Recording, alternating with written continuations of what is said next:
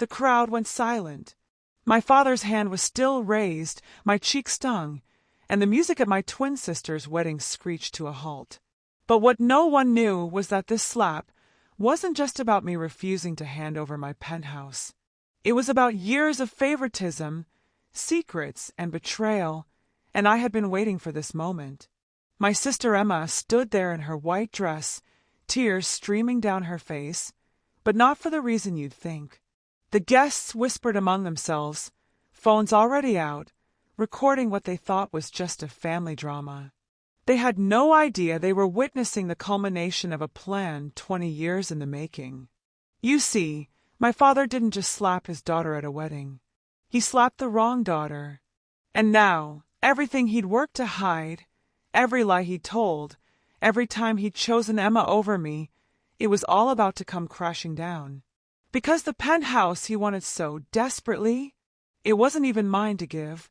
Before we dive into this story of family betrayal that will leave you questioning everything you thought you knew about loyalty, make sure to subscribe to the channel and tell us in the comments where you're watching from. Trust me, you won't want to miss what happens next. My name is Victoria, and I've spent 32 years being the invisible twin. While Emma got birthday parties with pony rides and designer dresses, I got hand-me-downs and a pat on the head. While she got a brand new BMW for her 16th birthday, I worked 3 jobs to buy my own beat-up Honda. The pattern was set early. When we were 7, Emma broke Mom's favorite vase playing ball in the house. I got blamed because I was supposed to be watching her. When we were 12, Emma failed 3 subjects while I made honor roll. Guess who got the lecture about being a better role model? When we graduated college, Emma with a communications degree she barely earned, me with a business degree magna cum laude, our parents threw her a celebration party. I got a congratulations text, but I stopped waiting for their approval long ago. While Emma bounced from one failed relationship to another, living in our parents' guest house, I built my own empire. Started with nothing, worked 18-hour days, and clawed my way to owning a successful marketing firm. The penthouse they wanted, I earned every square foot of it. Emma never had to fight for anything. Jobs were handed to her through Dad's connections. Rent was paid by Mom's checkbook. Even her fiancé, Marcus, came from their country club circle. She lived in a bubble where consequences didn't exist and responsibilities were optional.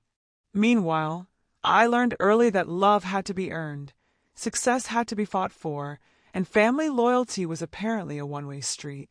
Every achievement of mine was met with lukewarm praise, while Emma's smallest accomplishment was celebrated like she'd won the Nobel Prize. The irony? They created the very person they now resented. Someone who didn't need them, didn't depend on them, and couldn't be controlled by them. And that terrified them more than they'd ever admit. The call started when my business hit its first million in revenue. Victoria, honey, you've been so blessed. Don't you think Emma could use some help getting on her feet? Mom's voice was sugar-sweet, but I heard the expectation underneath. Share your success. Be a good sister. Help family. Emma had already burned through her trust fund by 25. Designer bags, exotic vacations, failed business ventures that Dad kept funding. The boutique that lasted 6 months, $50,000 down the drain. The jewelry line that never launched, another $30,000. But somehow, I was the selfish one for not opening my wallet wider. When I landed the Morrison account, the biggest deal in my company's history, Emma somehow managed to be at the family dinner where I announced it. Within 10 minutes, she was telling everyone about our family business and how we were expanding into luxury brands. I sat there, watching my parents beam with pride at her words, while my actual accomplishment became background noise. My college graduation, they left early for Emma's friend's pool party. My first apartment purchase, well, it's not in the best neighborhood, but it's a start. Emma's engagement to Marcus, a trust fund baby who'd never worked a day in his life. 3-day celebration, professional photographer, champagne that cost more than my first car. The worst part was watching them drain their retirement fund for Emma's wedding. 50,000 for flowers alone. 100,000 for the venue. Designer dress, destination bachelor party, open bar with top-shelf everything. All while suggesting I should contribute because family helps family. Meanwhile, when I'd offered to pay for a family vacation the year before, they politely declined, saying they didn't want to be a burden. But it wasn't just about money. Emma had perfected the art of being helpless in ways that made me look heartless for not rushing to rescue her. Flat tire? Call Victoria. Locked out. Victoria has a spare key. Boyfriend drama. Only Victoria understands. And every time I helped, every solution I provided, somehow became her idea by the time she retold the story. The engagement announcement came with a side of expectation I should have seen coming. Emma and Marcus were getting married, and suddenly my penthouse wasn't just my home anymore. It was their future marital residence. Victoria, darling, Dad started during Sunday dinner, his tone casual but calculated. Emma and Marcus are looking for a place to start their married life. Your penthouse has that extra bedroom, and you're always traveling for work anyway. It would be perfect for them. Not a request, not even asking if I'd consider it, just stating it like it was already decided. Like my 7 years of mortgage payments, my sweat equity, my sanctuary overlooking the city was simply a family resource to be redistributed. I appreciate the thought, Dad, but I'm not ready to give up my home. I kept my voice steady, reasonable. Maybe I could help them with a down payment for their own place. The temperature in the room dropped 10 degrees. Mom's fork clinked against her plate. Emma's eyes welled up with those perfectly timed tears she'd mastered by age 5. Give up? Mom's voice pitched higher. Victoria, she's your twin sister. Your flesh and blood. This is about family helping family, not giving up anything. She deserves this happiness, Dad added, leaning forward. She's found love, real love. Don't you want that for her? Don't you want to be part of making her dreams come true? And there it was, the same script they'd used my entire life. Emma deserved. Emma needed. Emma should have. Never mind that I'd worked 80-hour weeks for 3 years to afford that penthouse. Never mind that it was my name on the deed, my credit on the line, my life savings in those walls. Part of me wanted to say yes. The part that still remembered being 7 years old, sharing everything with Emma, believing that's what twins did. The part that craved their approval, their pride, their love that always seemed just one sacrifice away. But another part of me, the part that had learned to survive their indifference, whispered a dangerous question. When would it ever be enough? Emma looked radiant walking down the aisle. For a moment, watching her in that flowing white dress, I almost forgot about everything else. Almost remembered when we used to play wedding with our dolls, taking turns being the bride. Almost felt like the loving sister they expected me to be. That feeling lasted exactly until the reception. Dad cornered me by the champagne table, Mom flanking his right side like they'd planned this military operation. Victoria, we need to talk. Now. Dad, it's Emma's wedding day. Can't this wait? No, it can't. His voice was low but firm. Marcus's parents are here. They're asking about where the kids will live. We told them about the penthouse. My stomach dropped. You told them what? That you're gifting it to them. It's the right thing to do, Victoria. Stop being selfish. Before I could respond, Dad was tapping his champagne glass, calling for attention. The entire reception turned toward us. 200 guests, phones ready, expecting a heartwarming speech. Ladies and gentlemen, I'd like my daughter Victoria to say a few words about her wedding gift to the happy couple. The spotlight was on me. Literally. Emma beamed from the head table, Marcus beside her looking expectant. My parents' eyes burned into me with that familiar mixture of demand and disappointment. Actually, Dad, I haven't prepared anything like that. Victoria, his voice carried a warning. Don't embarrass this family. Sign the papers. What papers? Mom stepped forward with a folder I hadn't noticed. property transfer documents. They'd actually brought legal papers to Emma's wedding. I'm not signing anything. My voice carried further than I intended. The crowd was listening now, sensing drama. You ungrateful! Selfish! Dad's voice rose, and then his hand rose with it. The slap echoed through the ballroom like a gunshot. My cheek burned. The music stopped. 200 people stared in absolute silence, phones capturing every second of my humiliation. Emma's perfect wedding frozen in a moment of family violence. Mom's hand covering her mouth in shock. Marcus looking like he wanted to disappear. And me, standing there with my father's handprint on my face, finally seeing them exactly as they were. That's when I decided, if they wanted war, I'd give them one. I left that wedding with my cheeks still stinging and my mind crystal clear for the first time in years. They wanted my penthouse. They assumed they had some legal right to it. That was their first mistake. See, what my family never understood about me was that I didn't just work hard, I worked smart. Every document, every transaction, every gift I'd ever given them was meticulously recorded. Call it paranoia, call it business sense, but I kept receipts. And those receipts were about to become very important. The penthouse deed, solely in my name. No co-signers, no family trust, no shared ownership. They'd assumed that because they were family, they had some automatic claim to my success. They were wrong. I spent the next week in my home office, pulling files I'd kept for years. Bank statements showing the $23,000 I'd transferred to Emma over the past 5 years. Loans that were never repaid. Emergency funds for her failed businesses. Rent money when she was between jobs. Credit card payments when she'd maxed out her limits. Then there were the gifts to my parents.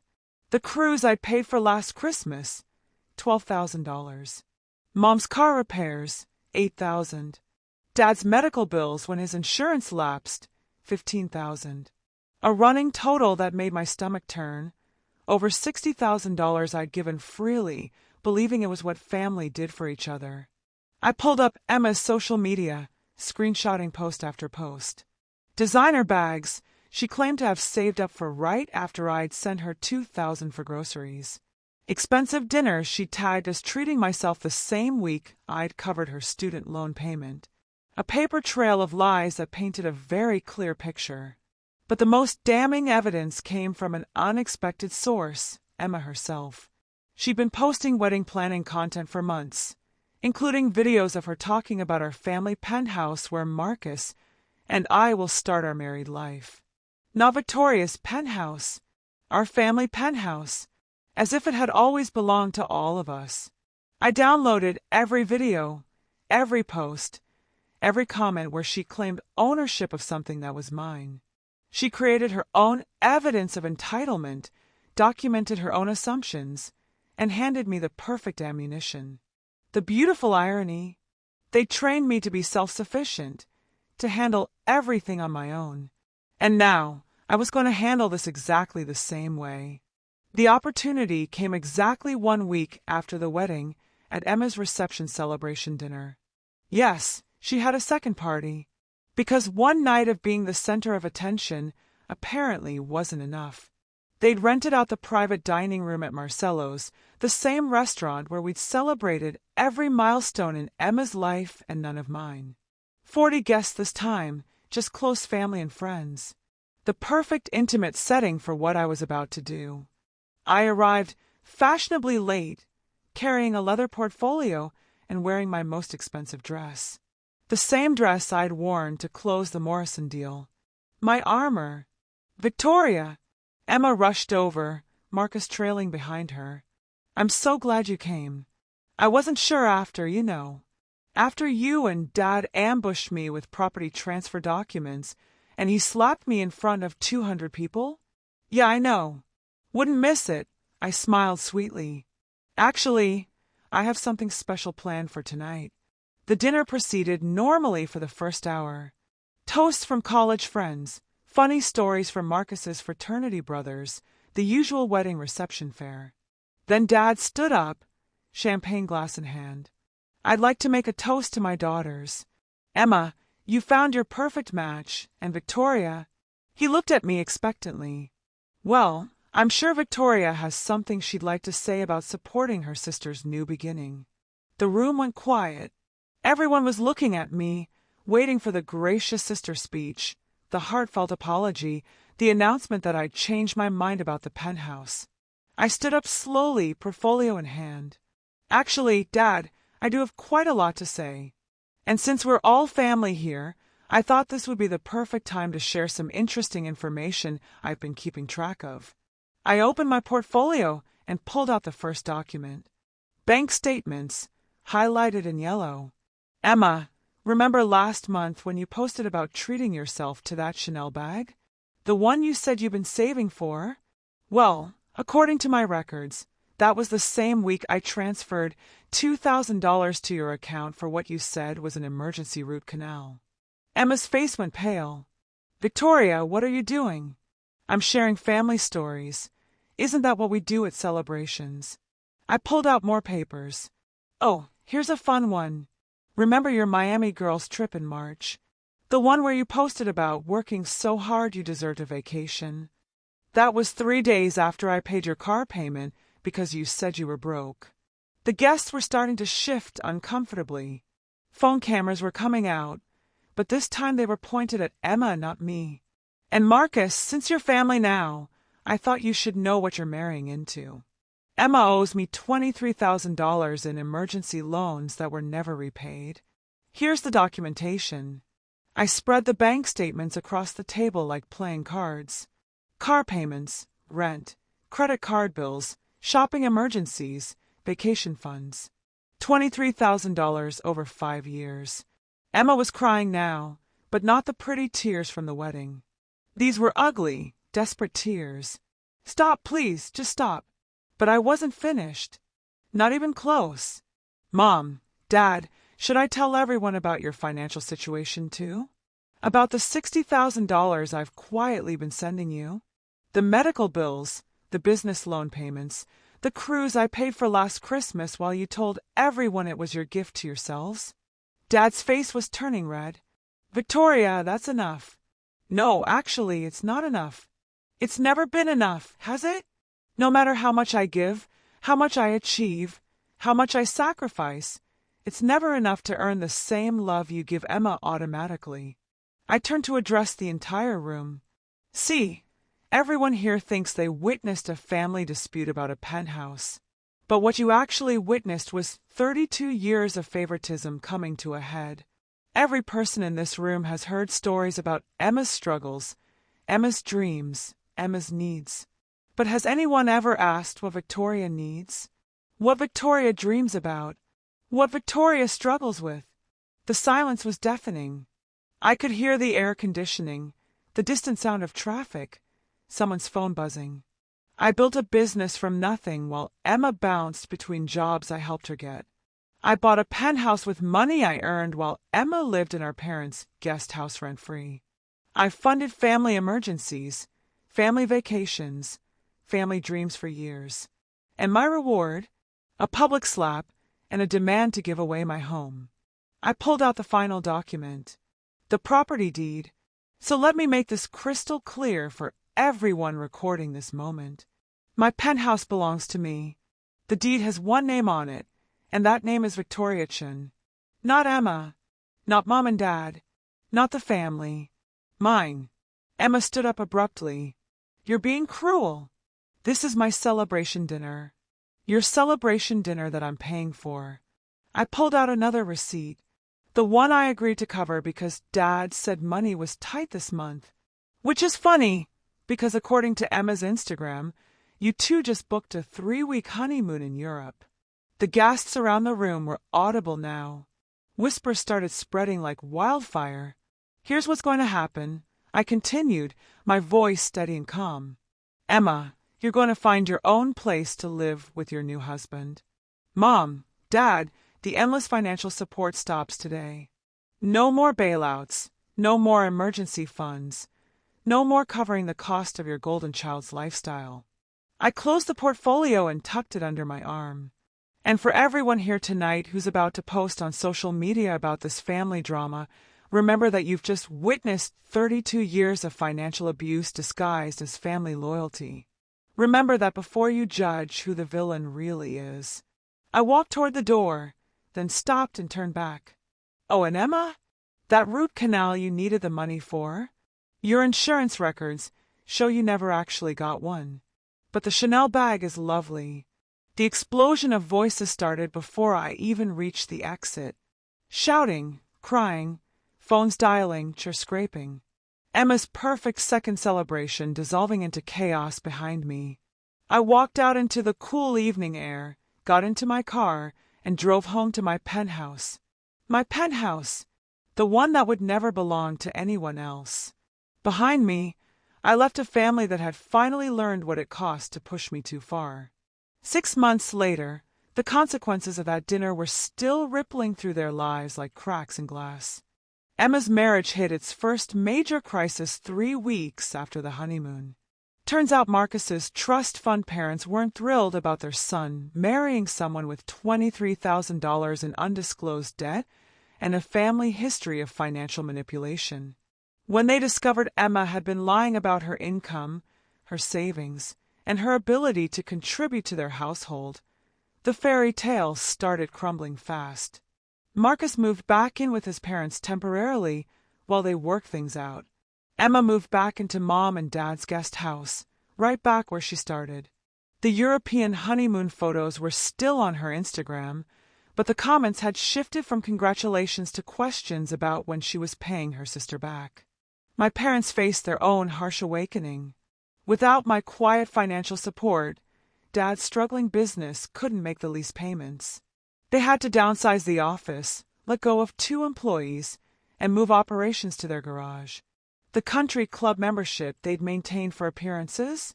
Canceled. The lease on Mom's BMW? Returned. The cruise they'd planned for their anniversary got replaced with a staycation. The medical procedures Dad had been putting off suddenly became urgent when he realized there was no emergency fund to fall back on. No Victoria to call when the furnace broke, or the roof leaked, or Emma needed another bailout. But here's the thing about consequences. They're only devastating when you've been avoiding them your whole life. I watched it all unfold from a distance, through mutual friends and social media, with the detached interest of someone observing a documentary about strangers. Their problems were no longer my problems. Their emergencies were no longer my emergencies. My business grew by 40% that year. Funny how much you can accomplish when you're not constantly interrupted by family financial crises. I hired 3 new employees, opened a second location, and bought a vacation home in the mountains. The money I'd been hemorrhaging to my family for years was finally working for me. The penthouse became everything I dreamed it would be. My sanctuary, my reward, my proof that I could build something beautiful without their help or approval. I hosted dinner parties for my real friends, the ones who celebrated my successes without immediately calculating how those successes could benefit them. Emma tried reaching out a few times through intermediaries. Mutual friends who suggested maybe it was time to forgive and move forward. Distant relatives who thought family should stick together no matter what. Even our old family pastor, who called to discuss reconciliation and healing. I listened politely to each of them and gave the same response. I don't have a relationship with Emma anymore. I have documentation of a financial arrangement that was never honored, and I have clear boundaries about who has access to my life and resources.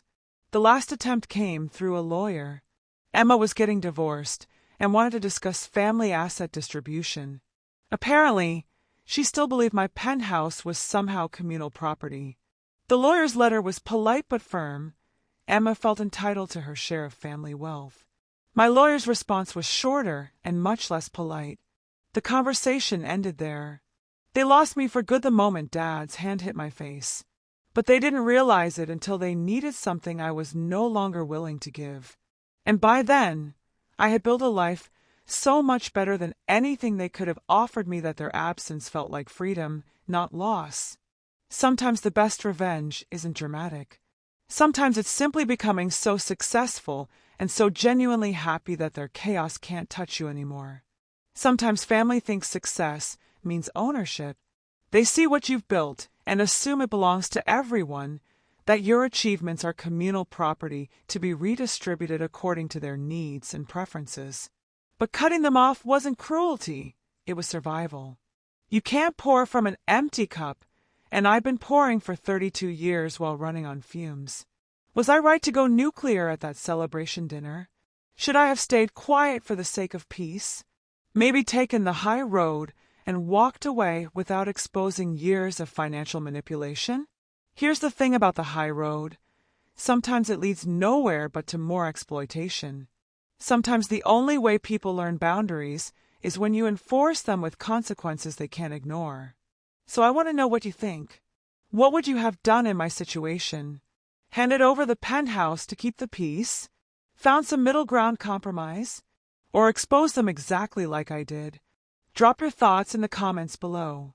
And if this story resonated with you, hit that like button, subscribe for more real family drama stories, and share this with anyone who's ever been the family ATM. Trust me, they'll understand exactly what Victoria went through. Sometimes the best thing you can do for toxic family members is stop enabling them, even when it means walking away for good.